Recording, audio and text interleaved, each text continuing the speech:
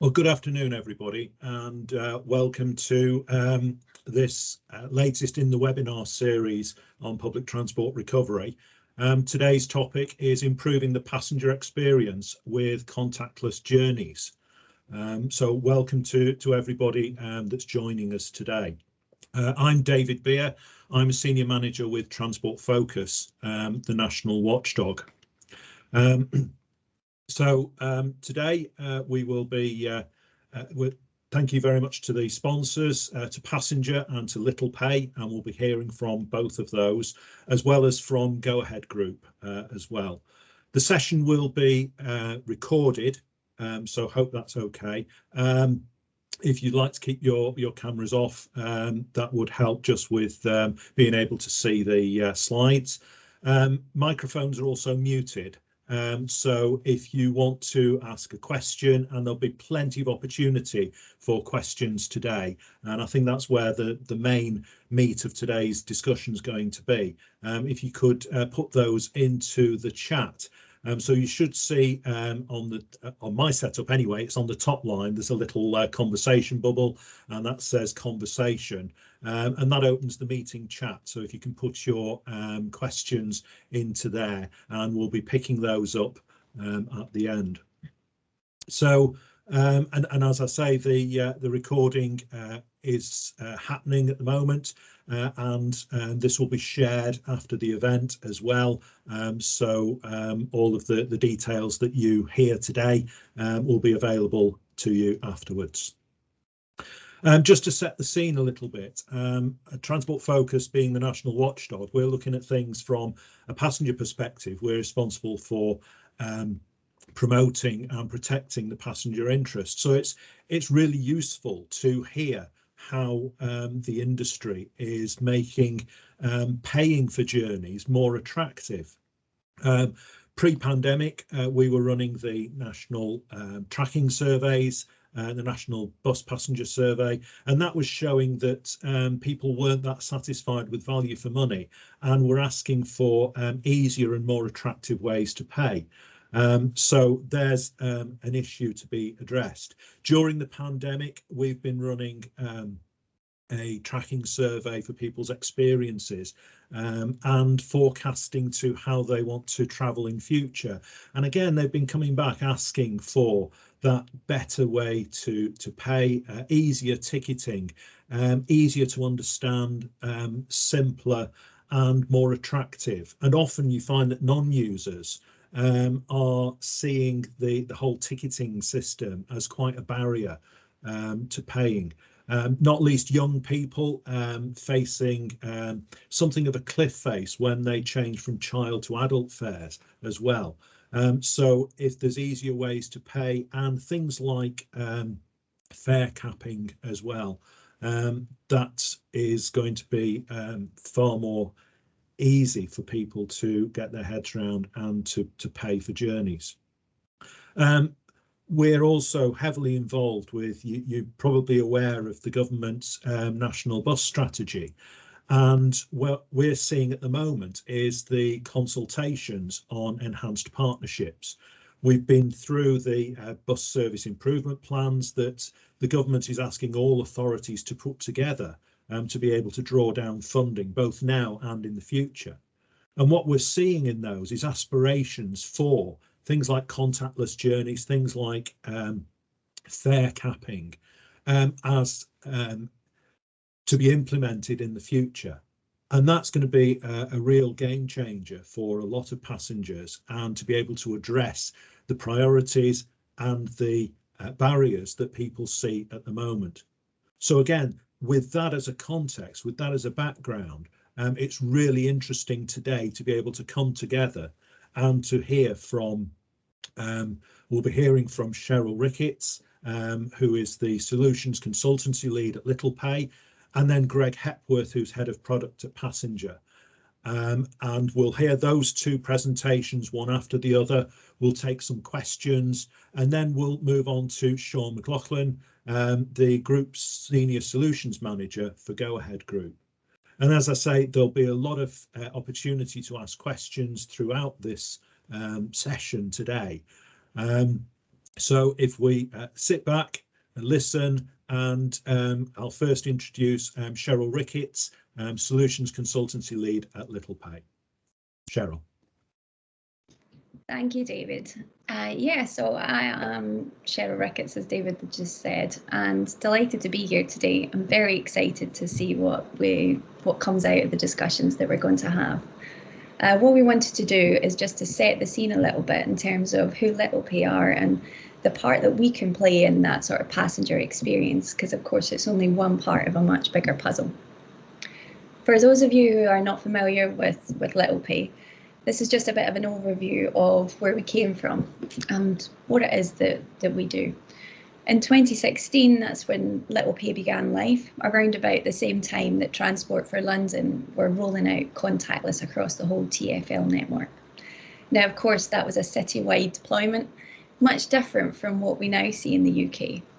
In 2016, we set out with the intention to try and create a modular solution that could be easily rolled out to operators of any size, small, medium, large, and of course cities too, but TfL had that one well wrapped up. In 2017, we had the pleasure of going live in our first deployment with Go Ahead on their Oxford bus fleet. And since then, the growth has been exponential, particularly in the UK. We now have over 250 operators and authorities connected to the Littlepay system. And even our post-pandemic transaction volumes, which are higher than pre-pandemic, are over 350 million transactions, pounds worth of transactions being processed in the Littlepay system. We've also been able to grow outside of the UK with international deployments. For instance, in California, we've been part of a CalITP initiative, a sort of statewide initiative to introduce contactless payments in the United States. And also in Europe, we have deployments in Spain and Portugal, Finland, Greece and France. And we were awarded our second national scheme with Costa Rica last year. So very exciting times, and it just sort of shows the sort of demand for contactless in public transport. On the next slide, we've got a visual representation of what I'm sure we all know. Customer or passenger behaviour and needs are changing post-pandemic. And this visual representation, we believe, sort of shows that swing in action. The left-hand side, you can see that both Littlepay transactions and UK bus journeys drop as the pandemic hits. But as recovery proceeds and you look towards the right-hand side of the graph, you can see that Littlepay transactions, the blue ones, started to surpass our pre-COVID volumes when bus journeys were only sitting at around 60% recovery.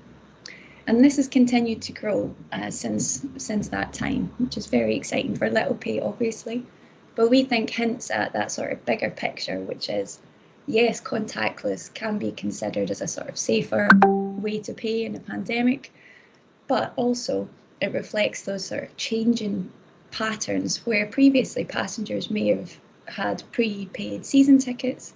They're moving towards that sort of more accessible pay-as-you-go offering. And with the introduction of more flexible capping options being offered by our operators, you can see that growth will just continue. One other key thing to notice, and sorry, just on that slide, was that there's a 65% growth that we've seen in the number of passengers moving to mobile payment channels. So rather than relying on their physical card, passengers are using their mobile wallets to pay. Now, this kind of challenges the sort of previous preconceptions potentially around a mobile device being associated with journey planning or mobile ticketing. It's now merging into that payments element as well, and something that we should consider when we're looking at the sort of overall contactless passenger experience. On the next slide, a nod to Bus Back Better, the strategy which David sort of alluded to a second ago. And for us, the reason we wanted to raise it is that the mention of sort of multi-operator ticketing, simplified fare models based around capping at the least, and acceptance of contactless on all buses Of course, it's music to our ears, that's what we do, but we truly believe that that will unlock the sort of elements of travel and barriers, or perceived barriers, to public transport, so that a bus can become the travel of choice and not something that passengers have to do, and hopefully really try to achieve what all of us as an industry hope to increase patronage and ridership. On the next slide, you'll be able to see an overview of the ticketing landscape as we see it today, and we've tried to sort of reflect how not disjointed it is, but how varied that landscape is. Everything in the blue boxes is essentially what existed pre-EMV, pre-contactless. There was a need for cash, for smart cards, for QR codes, both paper-based and mobile, and of course the sort of concessionary travel, which in the UK we know is delivered by ITSO smart cards. The inclusion of EMV in that mix has sort of offered that accessible pay-as-you-go option without the need to necessarily think about how you want to pay, or think about a product type, or even register to obtain, for instance, a smart card. It's allowed migration from some of these existing ticketing technologies to this EMV contactless experience, and also address some of the prepaid market, where previously passengers who wanted to benefit from discounts for longer term travel, weekly, monthly tickets, they would have to pay up front. But what capping can do on an open loop transport is to try and allow those passengers to access those discounts on a pay-as-you-go basis, paying incrementally rather than a large upfront sum, potentially opening it up to a more accessible transport option. Now, with EMV, you then have this investment and often a desire to do more on that technology that's been installed. And on the next slide, you can see some of the problems that I guess are raised and often discussed around EMV. Can it service the unbanked, the underbanked, the unwilling even? Previously, the answer was no. When EMV first started, it was best suited to pay-as-you-go travel and introducing capping. And what about the prepaid experience? There is a need. So yes, you can access prepaid discounts on an incremental basis, but there is a proportion of passengers who wish to pay in a prepaid context. They want to pay up front. How can EMV service those passengers? And then, of course, concessions. What can we do about concessions with contactless payment devices? Is it possible to address that element of the market? Now, the answer to this, to many of this now, is yes, and we'll take you through a lot of that today, a little bit in this presentation, and I'm sure in the discussion. But if I can just focus on some of the problems that passengers are encountering, if we just go on to the next slide. I think it's important to challenge that thought of contactless being this simple, easy, frictionless user experience. Now, that's coming from someone who, this is our bread and butter, this is what we do. And we believe that that is true in the happy path. The passenger walks onto a bus knowing that contactless payment card or device is accepted. They travel, and then they pay the best value price at the end of the day, week, month, or travel period. But it's not always the case. It's not always as simple as that, at least today, when we start to look at the unhappy path. The introduction of the capping situation as it is today, with, for instance, daily caps and occasional weekly caps on a single operator basis, there is a trust that has been built up by the UK public, we believe, based on the experiences we have with our passenger channels as they stand today. There's a trust that's been built up. There's no need for them to necessarily go and look into it any further. However, as we start to introduce more complex capping rules to address these more flexible travel patterns, as we start to introduce multi-operator, multimodal ticketing, there's a level of transparency that the passenger needs to be able to build up that trust and to be able to help themselves get off of an unhappy path and back onto the happy path. And of course, for us as operators and suppliers to be able to help them to do that also. And the key there is getting the data that's within systems such as a Littlepay system, which is typically very secure and locked down, into the hands of the passenger. And that's where it becomes crucial that we work with partners such as Passenger to deliver that sort of that communication with them. If we can go into the next one, please. Another issue, and we're talking about issues because I think it's important. We can't improve the overall experience if we don't look at what's going wrong at the moment. There is a disjointed payment experience emerging, particularly with the increase in use of mobile wallets for access to pay-as-you-go systems. A passenger has a single phone, potentially, usually. They have a single payment device, a card, or preferred one that they want to use. However, when they use it within different areas of even a single operator's business, they're not necessarily recognised as being the same passenger. And this can really cause problems for customer support, but also for delivering customer value. And we believe that having a shared token across these different channels will really unlock many of these possible benefits that can be given to passengers. The next slide touches just briefly on multi-operator and the challenges that the industry will face as we continue to roll out multi-operator ticketing across the UK. This already exists, so Go Ahead launched multi-operator ticketing with Littlepay in 2019 on the Brighton services across multiple operators within that same region. It started off as a pilot, it's still running today. It was considered a success. It set the groundwork for the multi-operator initiatives that are rolling out very shortly throughout this year as part of Project Coral and also as part of some regional initiatives.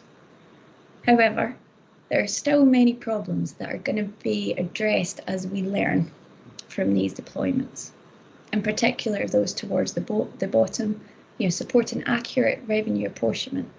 That's something that we're going to have to learn because with contactless payments, it works in a different way. Money lands in different places. It's different from maybe the paper-based or smart-based multi-operator schemes that have been in place.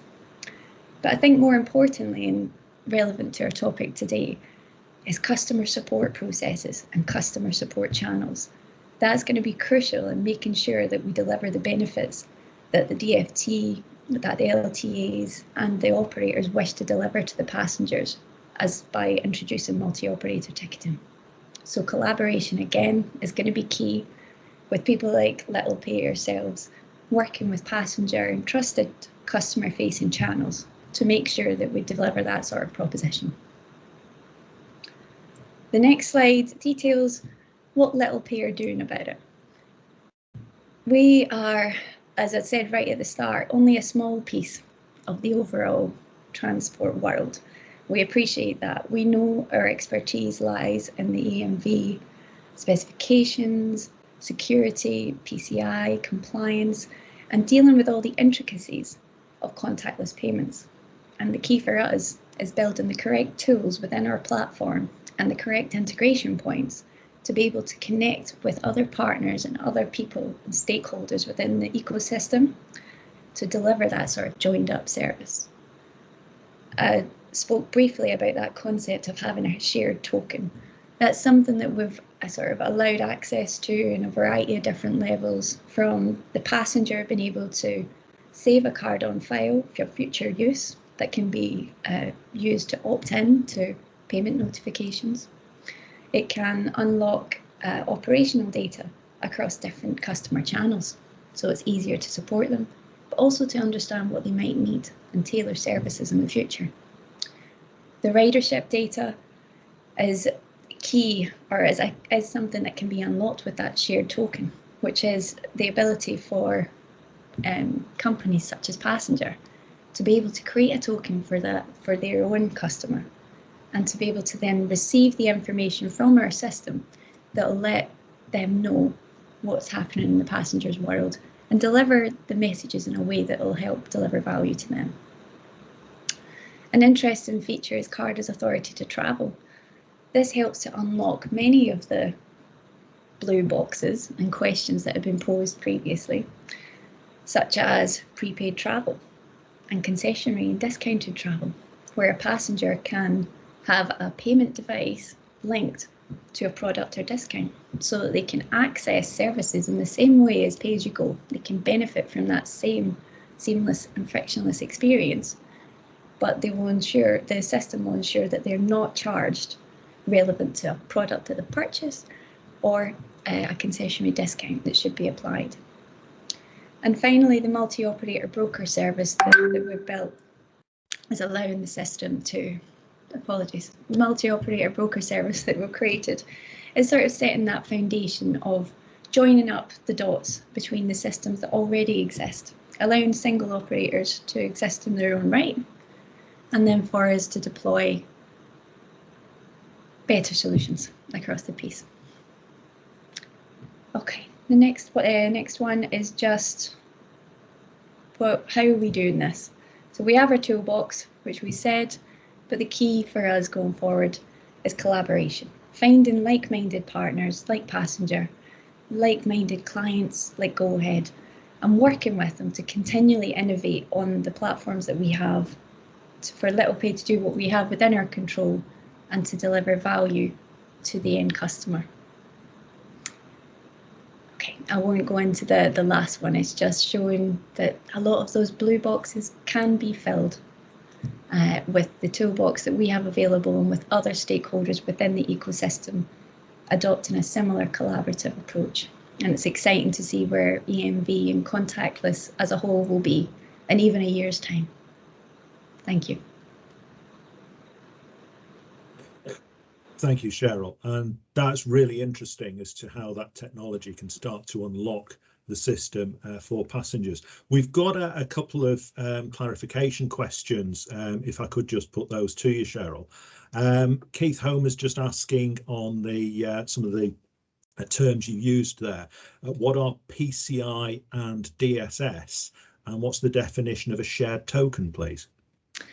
PCI DSS is a sort of payment specification which suggests how systems such as ours, which are dealing with very sensitive financial information, should operate in order to maintain the security and integrity of that information when it's being used within the payments ecosystem.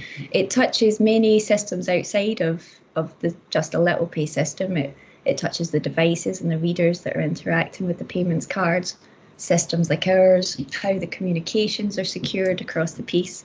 But when a solution such as ours is PCI compliant, it means that we're doing everything in our power to secure the personal card information that we have within our reach. And the second question, David, has popped right out my head. What was that one? What's a shared token, please? Thank you. A shared token is just an ability, and apologies, I didn't want to go into too much detail. It's an ability for a passenger's payment card or device to be used in different channels. So, for instance, a pre-purchase website, an app, or in the pay-as-you-go environment. But for the identifier of that passenger's payment card to be the same, to be able to be linked. It's not how it works just now. If you buy something off of a website and that website uses a financial system, which is different from the financial system being used on the buses, for instance, with the pay-as-you-go system, there's a different token created, there's different security that wraps them up. So I'm going to have a different number for you, David, when you've bought something online as I would have when you've used the bus, basically, to travel. And that means that when we start to analyse your data, or you contact the operator that you've pre-purchased with or travelled on their services, they don't necessarily know that you did both of those things. And that can hinder customer support services. Thanks. Just one more, if I could. Francis Nichol has asked, are there any problems foreseen with the custody or ownership or interpretation of ridership and passenger data? Oh, definitely. That's something that we always have to consider. It's something that when we work in conjunction, for instance, with Passenger, they have a sort of relationship with the passenger, the customer themselves. We would expect the passenger to be opting into any services such as that when we're sharing data and event notifications, etc., with a third party. That would be something that they would choose to opt into and provide their payment token to that service to say, yes, please link this payment token with these services so that I can receive an enhanced passenger experience. That's great. Thank you for illuminating that. If we can move on to Greg's presentation, and then we'll take some more questions for Sheryll and Greg after that. So Greg Hepworth is Head of Product at Passenger. Greg. Thanks, David. Thanks, Sheryll. Hi, yeah, my name is Greg Hepworth. I'm the Head of Product at Passenger. Just a brief introduction for Passenger. We deliver on the next slide, if we deliver a transformative customer experience platform for operating companies and local authorities. And what that means is, on the next slide, is we deliver market-leading apps and websites for our customers. And with that, Passenger is accelerating the UK's journey towards sustainable and shared mobility. So what we really care about is the customer experience. And as we've spoken about just before, we have a direct connection with customers via our apps and our websites. So we've been thinking about the experience in the contactless realm and what we can do to help with that. So on the next slide, we've got a kind of review for that. So this is the current customer experience, and what does that really look like? In some areas, it's doing well and it's doing what it's achieved. In other areas, we think that it can be improved. And then furthermore, there's some areas where we can really do things that we couldn't do previously.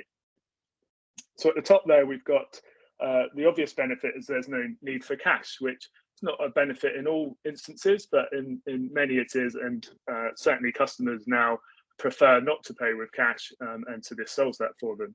That also means with capping and other strategies, there's no need to research the fares, which also means that there's a more efficient network because they don't have to interact with the driver to find out what fare they want and deal with the cash. So there's a reduced dwell time.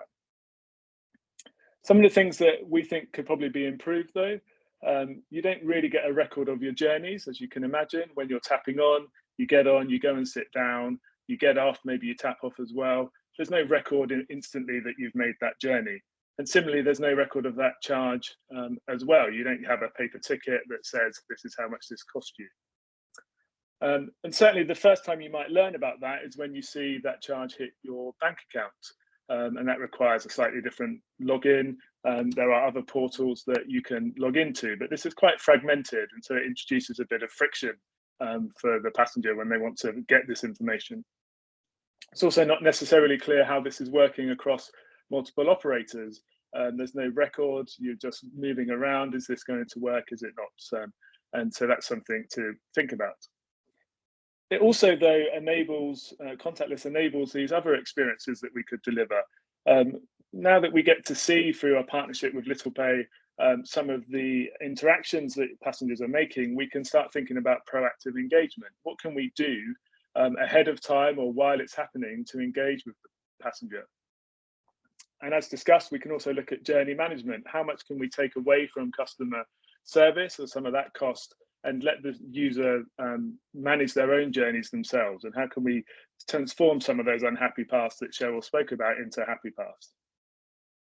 So we put together a mission, which is kind of on the next slide, about how we were going to deliver on this and what could we build. So we want to increase patronage with a real-time, proactive and unified visibility into the customer's contactless travel.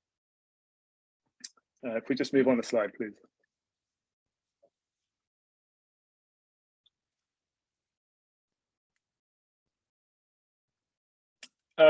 So the solution we've got here is to address all of those areas, and we think we've done that. So we are delivering a view onto the journeys and charges, and this is in real time and also a historical record if people want to see them. It was very important to us that we had a familiar tool with a single account. We already have users and interacting with our systems on behalf of the operators, and we wanted to keep them where they were. We can introduce this self-management so they can start managing their own systems. And we can do this across multi-operators, and we can also do it across multi-modes where those partnerships and arrangements are in place. We can also start delivering on some of this proactive engagement and start doing things which were previously not possible. And of course, this is all complementary. This is not to replace everything that passengers are already doing. And so we still enable mobile ticketing and journey planning and everything to happen at the same time.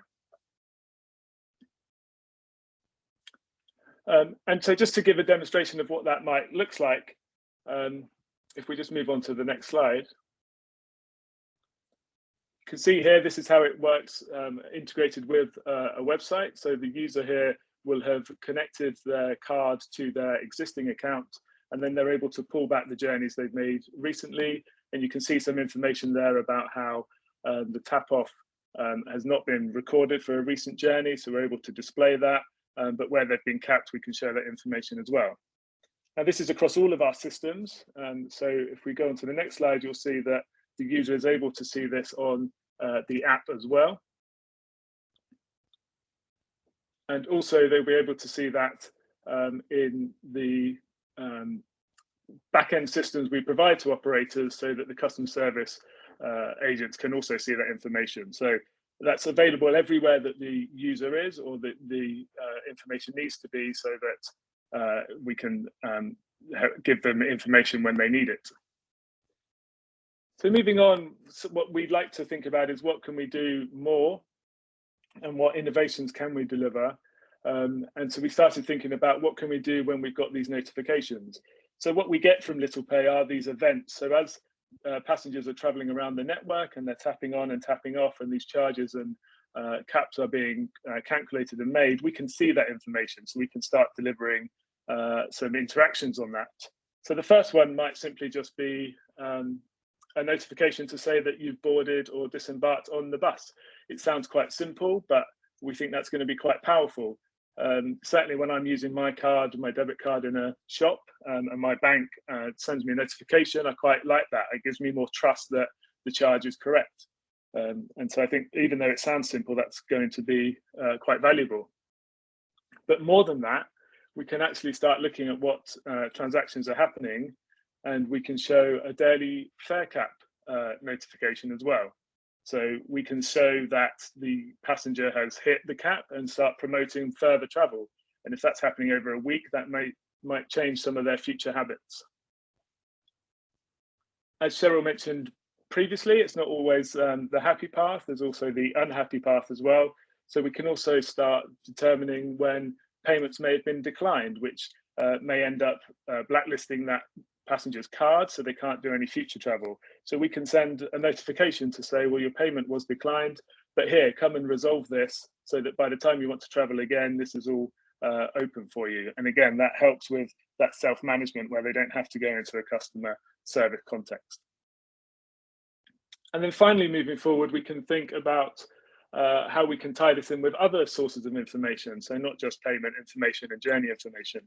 And we could look into, say, the disruptions information that we've got, and knowing where the passenger is by the tap off or the journeys that they've made, we might send them a notification to say, well, there's a disruption on your usual route. You may want to leave earlier than usual, and let them make those decisions for themselves. So you can see how this contactless environment and having all this information allows us to build these brand new experiences that were just previously not possible. And I just want to leave this presentation with a bit more to say, well, what happens beyond that? And actually, we don't think this is just for contactless, and we'd like to see a world where all of this travel can be integrated in this way, and we're certainly moving towards that. So regardless of whether which operator you've used, which mode you've used, which payment method you've chosen to, what your preference was, if we can bring this all together with this data, connect these systems into each other, then we can build out these quite compelling experiences for our passengers. So that's great. So that's my my little presentation done there, and I'm happy to take any questions. Thank you.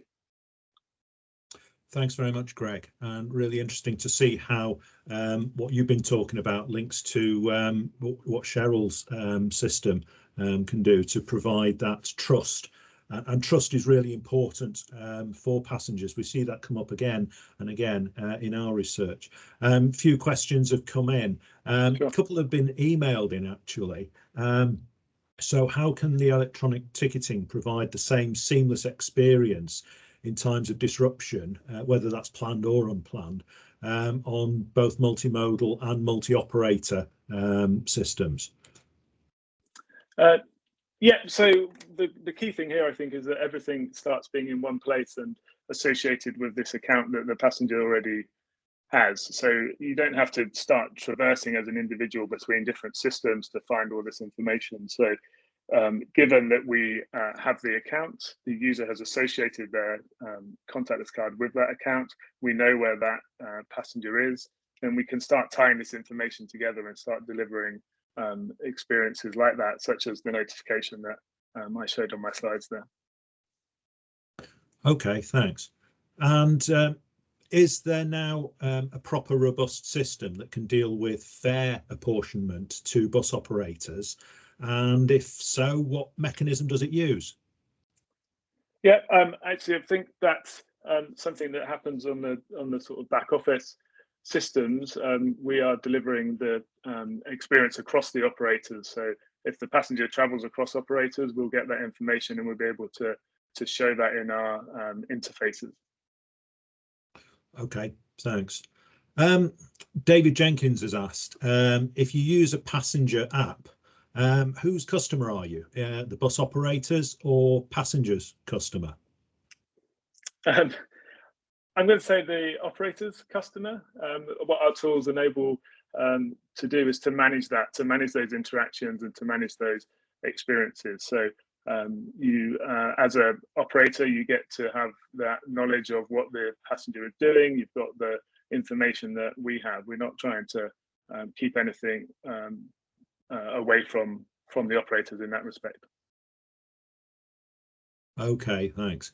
I'm not sure whether this is one for you, Greg, or whether Sheryll may want to come in on this. How do you stop lots of people using the same card? So potentially, if you've got several people boarding at once, passing it between them, maybe, how do you stop lots of people using the same card? I mean, I'm not sure how you would stop someone if, other than physically, if they were passing the card back between themselves. But certainly, if they've got multiple cards on the same bank account, I believe those cards are treated separately. So there's no risk of any fraud in that respect, because each card's journey would be charged separately to the account. Excellent. Okay. There's a question coming about can the system work offline? Doesn't this cost more given the low ticket size and transaction value in the transit use case? Okay, in terms of the offline, it does work offline in the sense that you'll be able to travel, and we talk about near real time is sort of the phrase that we've been using. So when the data sort of synchronizes, that's when it would become available. So there's no risk that someone wouldn't be able to travel at that point. And I forget the other questions you've got there. It was about doesn't this cost more given low ticket size and transaction value? I'm not sure of the commercials behind that, but certainly the cost to the customer is always or has traditionally been cheaper in these kind of modes with the capping and that kind of thing. Okay, thanks. I don't know whether Sheryll wants to come in on this, but there's Matt Gamble's asking, has there been any engagement with TfL on accommodating services, particularly thinking of the fringes of London where you've got a mix of TfL and non-TfL services? There's been no direct engagement to date about sort of joining up over those boundaries as such, but definitely something that I'm sure TfL and any of the operators that are on those boundaries would be open to. Where sort of Greg and I are coming from is we're just trying to provide the tools again for our operators and authorities to provide that joined up information. You know, from the Littlepay perspective, the integration points are there.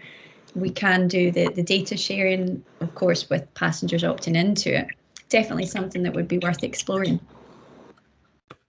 Thank you. And just going back to the idea of cards being used more than once, Doug Tremelin has asked an interesting question about group travel. So maybe gifting travel, buying for dependents, couples travelling together, maybe on a joint account. How does the system work with, you were talking there, Sheryll, about the token system and how you can set that up to recognise customers. How would that work on group travel maybe, or people with a joint account? There's a number of ways that are being explored to do this, and some in the UK, some beyond. You know, there's the concept that the passenger can board the bus and request the purchase of a group ticket, use the contactless card to buy that ticket, and that the driver would be notified, and there's different ways that can happen as they tap and go from then on, or show their group pass that two people are able to board.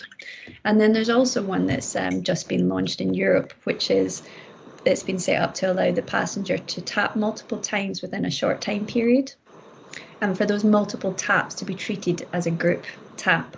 And therefore, as they happen throughout the journey, as the passenger multiple taps, say 3-4 times, there's 3 capping buckets opened, so that the passenger will receive 3 different adult journeys, essentially. It'll be interesting to see how that one goes in terms of customer experience, and because one of the questions you touched on before about how do you prevent people passing back a card, devices can enable pass back time periods to stop that sort of thing from happening, but of course this opens you up to it. So yeah, no simple solution, but many being tried. Excellent, thank you. And some technical solutions to be looked at there. Let's bring in our third presenter. Sean McLaughlin is Group Senior Solutions Manager at Go Ahead. So over to you, Sean. Yes, my name's Sean McLaughlin. I've got a background in bus and rail of about 12 years across a breadth of areas, but predominantly a lot of experience around customer solutions and ticketing in particular. Go Ahead Group is an international organisation running bus and rail services in the UK, Ireland, Germany, Norway and Singapore. So we've always kind of looked towards bringing the best areas of customer innovation around a lot of what we do, because we appreciate, you know, the operational elements are very well supplemented by having good technology in service to the customers. So one reason I'm quite, I'm going to say, excited to talk today, and was happy to precede our partners at Littlepay and Passenger, is because I think what we got here is an example of actual innovation when it comes to smart ticketing. There's a lot of tendency towards emulation of what we've done previously, and I think this is driven by really looking at the fares that we offer and offering some, you know, improvement around the flexibility. So how we approach that is we've looked at broadening the capping rules. Obviously the pandemic has accelerated that element where people may not have the need to look at traveling on such a rigid frequency, or may have the flexibility, the option to look at varying the number of days they come in the office, and it might not be as rigid as I will travel 2 days every week. It could be that they travel 3 days one week, none the next, and so onwards. So while we could then expand our range of pre-purchase tickets, you know, with further day carnets, multi-trips and otherwise, the issue there is that the fare catalogue becomes increasingly complicated. Additionally, that while we may secure an element of minimum usage when it comes to pre-purchase, and to encourage people to travel at least that much. On the other hand, we're also encouraging them not to travel further than that. And if they have that flexibility and they're looking at the cost, they may go, well, I'll take a more, shall we say, hesitant view in terms of what I'm going to plan for. So I think there needs to be a slight tendency towards being a bit brave when it comes to offering the customer options, because, you know, while we could lose out, ultimately we feel that if we give a good proposition, the customers will see that as a positive, and they are more likely to travel more than less as a result. One example of where we've we've looked to adjust on these patterns, and I think Sheryll mentioned it, is that we introduced flexible capping in Brighton in February.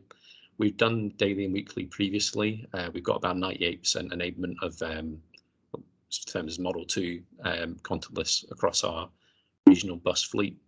But the flexible capping was quite important because we'd noted that within pre-purchase fares and within the existing capping ones, there is a certain amount of rigidity, even within weekly capping itself. In some areas, you get the Monday to Sunday fixed period rather than a kind of rolling 7-day basis. And some of that's, limitations around, where you've got rail, you have obviously the central apportionment system that can say, things have to be done a certain way, or else it becomes a little bit more difficult and we kind of lose a bit of agility there. So within bus, we've had a bit of flexibility to look at it and go, well, people should see an incremental discount if they're traveling 2 days to 3 days to 4 days to 5 days, because that's the pattern they're going to need. And I think that is a good starting point where we've got, a situation where potentially customers could have previously seen their travel pattern changing towards half the amount of time it was previously, but they'd still be better off buying a longer duration ticket, and subsequently feel fairly justifiably aggrieved at that scenario, which is not a good outcome for anyone really. So I think we've made a good start, and we're setting a trend where we can do a lot more in that space. Just to talk a bit more about pre-purchase, and another reason why we leaned away from doing a bit more around this, flexible approach, is that, pre-purchase requires that additional customer preparation before they board.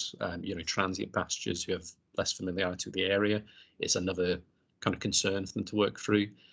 Pre-purchase often tends to work around upfront capital, so those less well off will be the ones who lose access to the best discounts.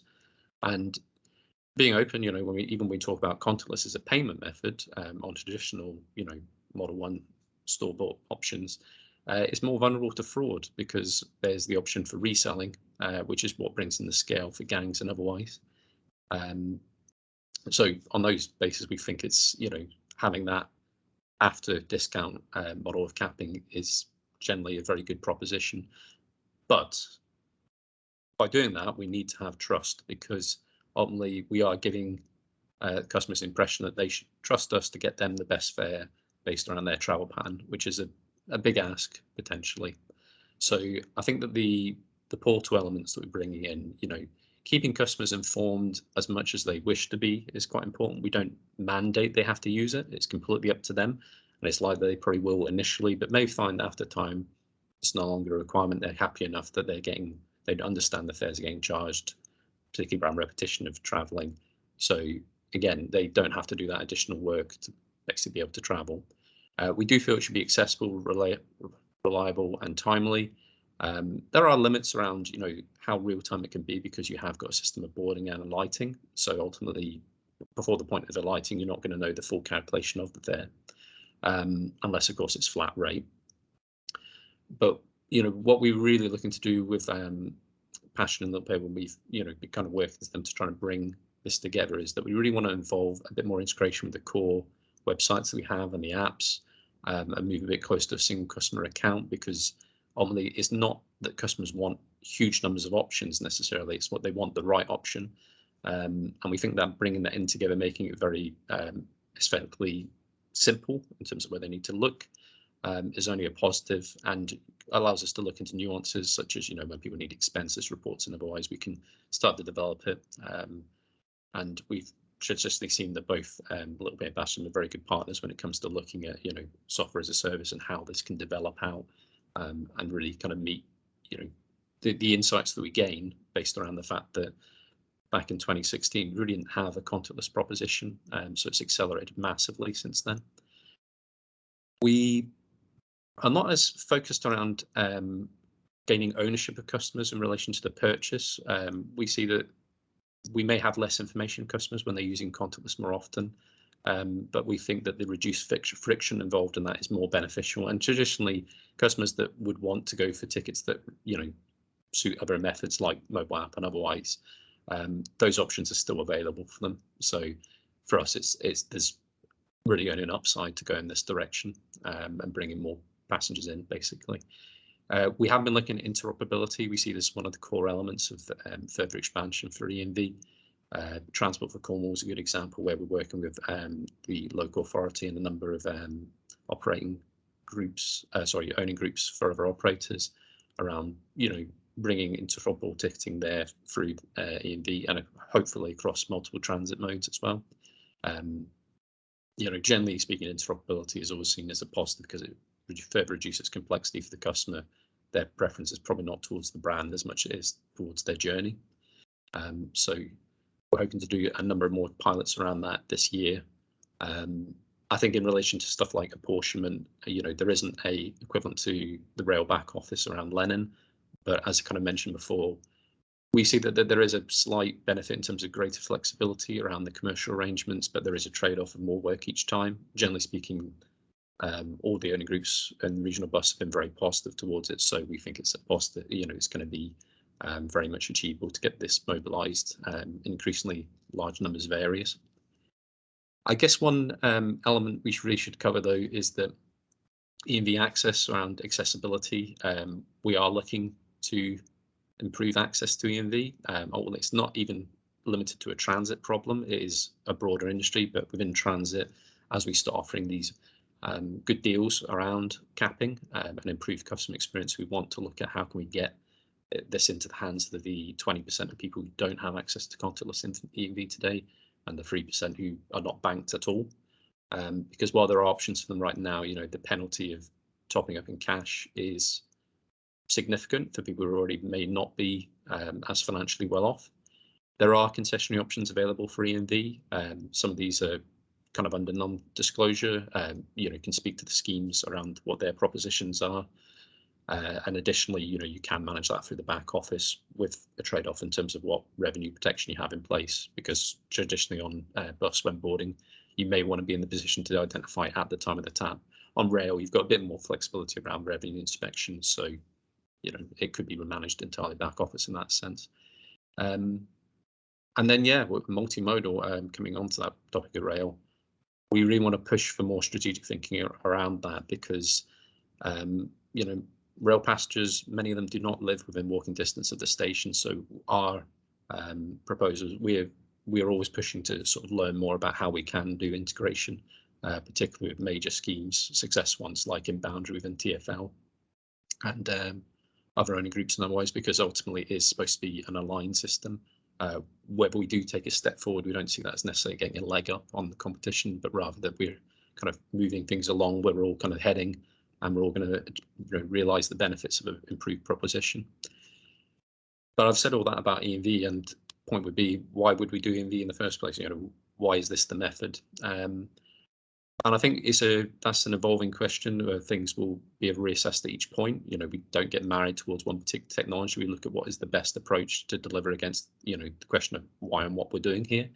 Well, for one thing, 8% of passengers already have it. It's very low friction from the point of payment to getting it. That's great for transient passengers who may already have a contactless card but may not want to get like a closed loop version, or have a preference to download an app, particularly if they're traveling around and they need to get several ones if it's not regional. It is an international standard along those lines, which means we get a broad supplier pool, and ultimately it has a faster boarding time. So while the nature of fares might be that you pay more per transaction on cash in theory, you may encourage more use of those kinds of fares, which generally has a better yield per fare than longer durations, leading to a bit of a win-win in terms of flexibility, but also keeping margin on our side too. So, but within that, we should also acknowledge around the fact that not everyone has it. There's also the question of pre-purchase tickets are still there. There's regulation, and fares reform may not remove all these. Advanced tickets as an example, or ones of scale above the contactless limit. And even if we have the contactless limit of £1,000, there's still going to be an element of bill shock there to look at. So I think there is a case to look at that. EMV as authority is an area that we feel is worth exploring further, but it does need a balanced view, because I think there's an element where you could look at it very stringently around revenue protection and complexity. Compared to aggregate pay-as-you-go or Model 2, it is a little bit less defined from what we use. There is a viewpoint where you could have it very stringent, where it's all based around whitelisting otherwise, We believe that it really should be back office managed with no additional criteria to the reader or the cards. And effectively, if you support a Model 2 Toto aggregate pay-as-you-go scheme, then effectively you're more or less good to go. And within that, we do see there's some minor elements like, you can't necessarily identify that a card is contactless through an online PSP. So it is in theory, you could top up a card that doesn't have a contactless ability. And there is, previously there were rules around, the card that was actually used as the token must be the one the purchase applied to. You can see scenarios where, parents buying for a child, well, that would be a challenge. And that's areas we would have to work through. You introduce the risk of overrun on longer routes if you did do it on a service where you had, something above the contactless limit, but we think this is manageable and ultimately exists today. Transport for London does a fantastic job of this, where you can, board, and in theory you could travel on, but only that's a revenue protection issue that is completely surmountable without necessarily having to hamper the solution in terms of reliability by making it identified at every single reader. So I think moving into where tickets weren't covered under Toto, and I saw the note around the group travel. I think, there are, as Sheryl's note, there's multiple approaches. You could argue that within group tickets and scenarios like that, you could move the pre-purchase model straight across. But for those tickets that are of shorter duration, you could also argue that, well, it doesn't necessarily fall under EMV's authority model 3 because they have to do that every single time in terms of link counts. But if everyone had an EMV card, including, parents, children, or just a group, you maybe would like to look at it as an aggregate pay-as-you-go option where you register as a one-off, and then it will determine it based around seeing you travel together. So you've got that flexibility that, oh, okay, we did travel together, or we didn't, but we still got a way to travel. And again, it comes back to which tickets support looking at approach of pre-informed, and which generally move more towards offering the flexibility to just, change your plans at short notice if need be. Moving on, just conscious of time, we have layered technologies without relying on legacy technologies, so we are happy to really rationalize. We'd like to give customers choice when it suits customers, but ultimately our focus is not to give 5 different options, but rather the right option. And with the current 3 problems addressed, we do think it's possible that you could get EMV to serve 100% of customers' fares and flows, and that would be access to EMV, interoperability, and the pre-purchase element. So to that end, we actively work with other owning groups, industry bodies, technology companies, financial schemes, national and local authorities, as we all benefit when we work together and align strategically. So within that, the reason we do, initiatives with Littlepay and Passenger of this nature is because we feel that some of them are incremental towards creating clearer proposal, defining the bits that we haven't quite mapped out as an industry yet, but with a view that these will lead to broader regional and national scale initiatives. Okay, thank you very much. Excellent, thanks, Sean. And if people are able to stay around, we'll just overrun by an extra 5 minutes or so if people are able to stay around. So thanks very much to our 3 presenters today. If I can just pull out some of the questions. This one's probably for you, Sean. How does the operator get a share of the value derived from their data? So you've got things like fraud detection algorithms, things like that. When these are being sold to other operators, how does the operator retain their share of the value? I think we look at data very carefully, probably more around the data protection elements, around what needs to be shared. In terms of the actual value of data for the informative elements, we are, as mentioned before, more concerned around what we would need to provide a good customer service and operational insights. We don't necessarily need to know too much around it in relation to marketing or otherwise. I'm not sure that entirely answers the question you're looking for. Do let me know if not, but it's an area that, and in many cases, is defined on a local level for the moment around every single initiative that we set up, because there isn't a kind of national apportionment model around data and otherwise. Okay, thank you for that. Greg, there's a few questions coming out about the messages that you were talking about coming through the app. Yep. And particularly on multi-operator. If passengers use their using the system, using the app on different services, so Go Ahead maybe, and then Stagecoach, would they see that the messages when the capped travel includes different operators? Yeah, for sure. As part of what Sheryll presented in the kind of broken model, the information we'd be getting would indicate the capping for that particular token or for that particular card. And so however that is calculated, whether it was single operator or multi-operator, we would get that and then be able to send the notification to the user. Okay, I mean, I would say that, I mean, some of that I think that Sheryll mentioned as well is some of that is in pilot stage, and some of it requires these agreements and technical integrations to be created. But yeah, that would be our desire and our delivered experience.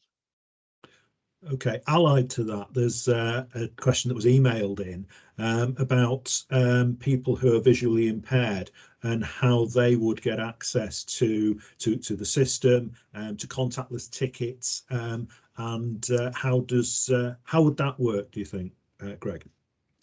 Yeah, I can talk to the experience on the app and web, and our apps and our websites.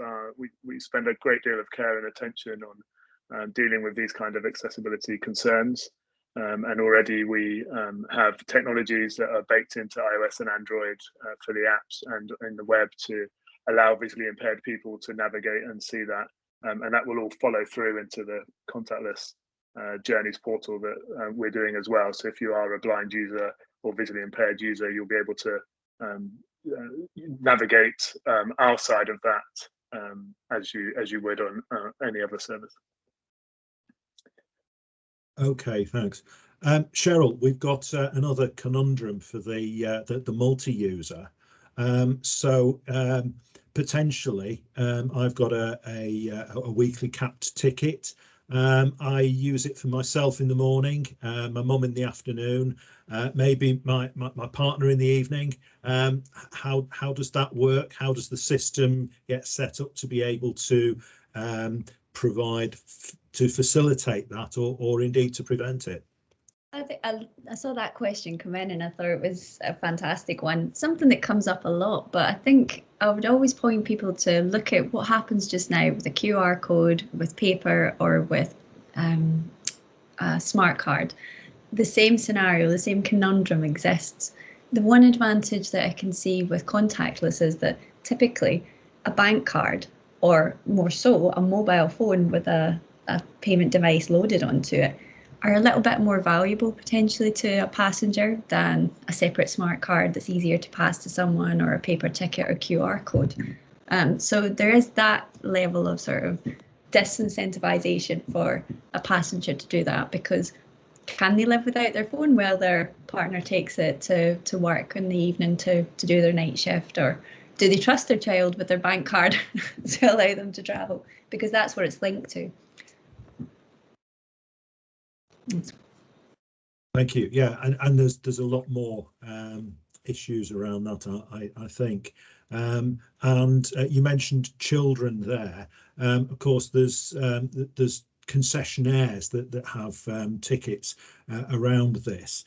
And how does that work in terms of having a bank card or a smart card or a concessionary card? And how does that sort of, if people are using different things, maybe cross-boundary, have different rules for different journeys? How does that work in terms of the system? I think if we look at the sort of concessionary traveller just as a starting point, and that goes back to that card as authority to travel that we were talking about before. So we Littlepay require partners such as Passenger to be able to have a sort of customer interaction that allows the passenger to register, to verify their eligibility for a discount or a concession. And once that has been done, instead of going off to, for instance, a smart card bureau to create the smart card or something like that, there can be an EMV token associated with that product, that discount, so that when the passenger uses their token in the network, they're automatically deducted 50% for students potentially. Sorry, Sean, if that's not the discount that you get, or 100% if it's free travel.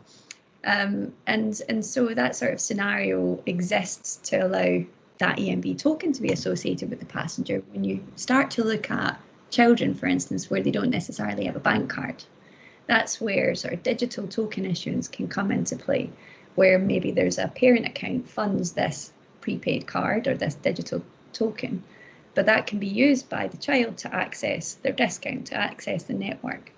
You've got things like the Go Henry cards and things as well, which in theory could just as easily be associated to that child and be the payment token to allow them to access the network.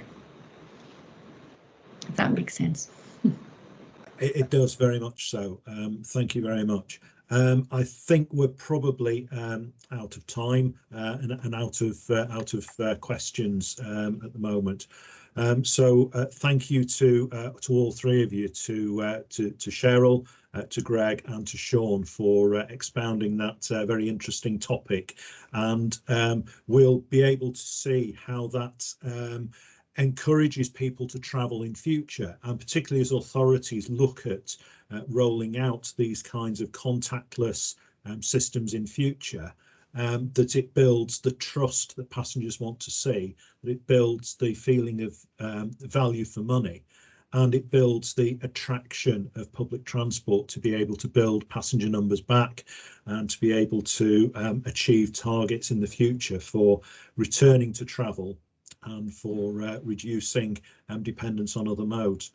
So thank you very much for your time today. And as we said, the session has been recorded.